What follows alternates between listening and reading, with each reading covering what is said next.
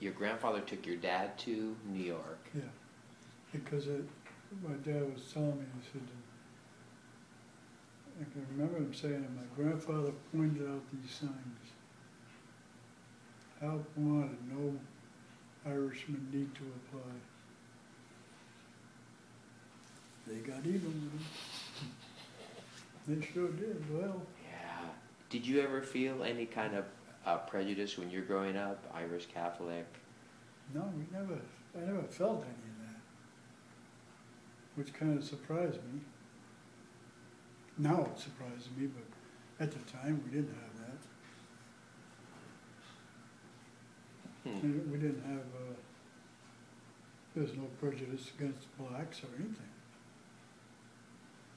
And we all used to play together, and right up after we got out of high school, something happened.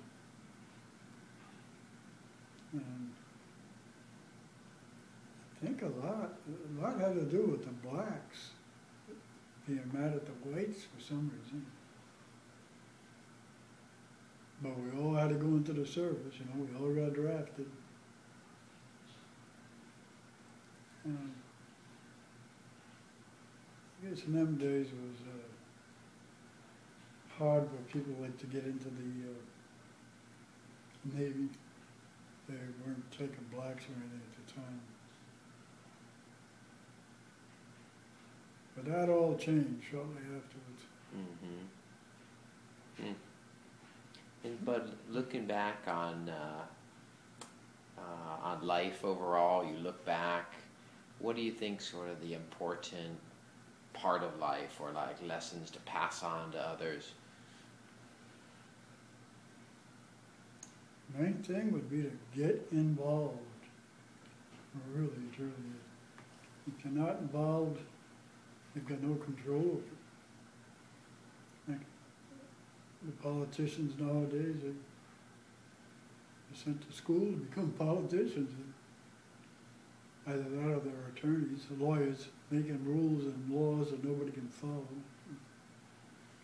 Mm-hmm. If you're not involved, you can't stop it. Mm-hmm. And how about like living your life? Any words of wisdom? Enjoy it. No, really. And what does it mean to enjoy it? Well, if it's something you don't like or don't want to do, don't do it. You don't like doing it. I used to like to play ball, so I played a lot of ball.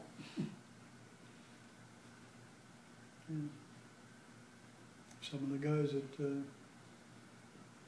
were playing ball that really didn't want to, which is too bad.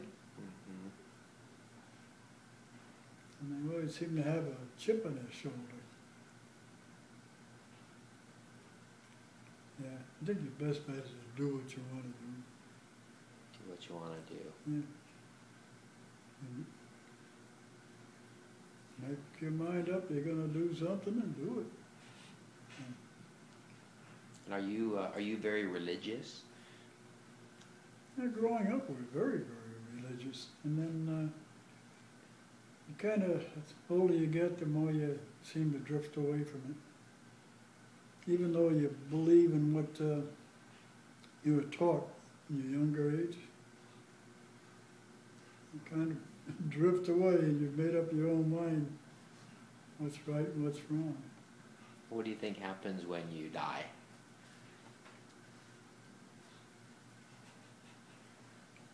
I don't really know. I know when they wanted to give me the last rites, it seemed like I was off. And everything looked like a fog, a light fog. And so my mother, my father, and my brother. When was this? 4 years. You feel like maybe you were crossing over into something? Yeah, they,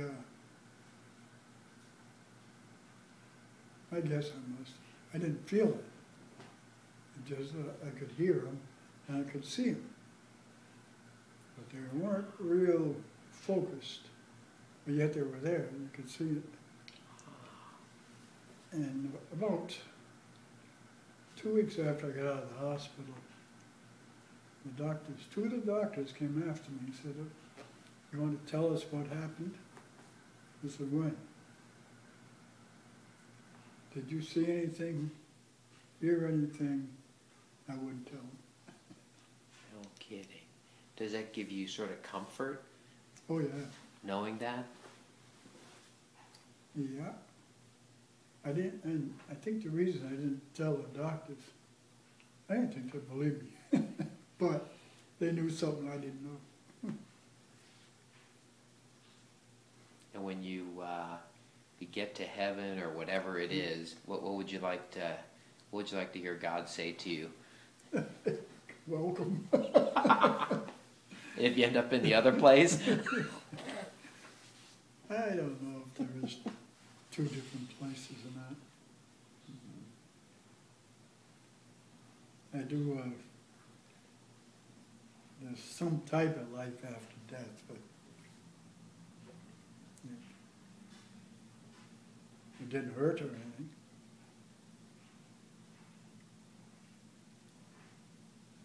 And I guess more than one doctor asked me, apparently I'd been talking or seeing something. Mm-hmm.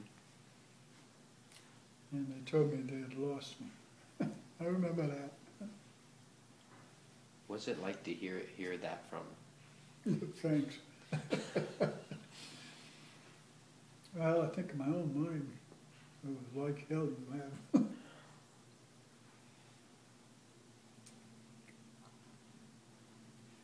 Yeah.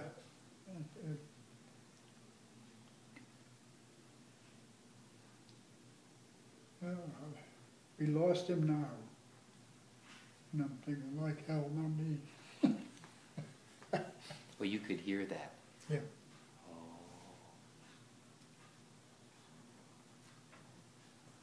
But it was that same era, same time frame, I guess, that I could see my mother, my father,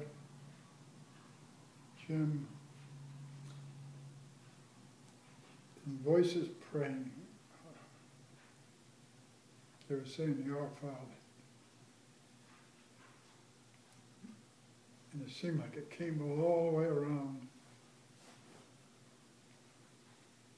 Have you told other people this story? Your mother, yeah? Yeah.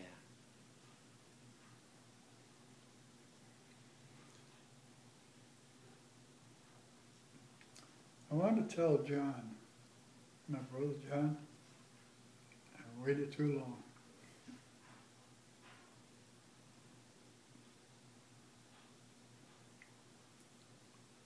I told him not to worry. And don't worry about dying. On the phone. Because why? What? Oh, he was dying. But why? And you said don't worry because why were you saying that? It won't hurt. Something simple. The family's there waiting, perhaps. I didn't get that far. Mm-hmm. See, I was never sure I wanted to repeat what had happened. But now, who cares?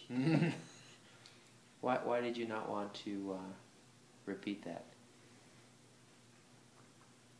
Well, it was hard for me to believe, and I didn't think anybody else would.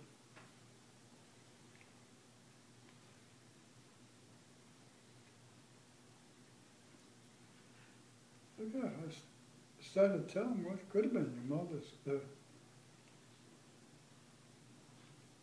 I don't think was listening too well, so I figured. Interesting story. There was somebody, I'm not sure it was Sandy or not. It could have been my brother Richard, would be the same age as your mother.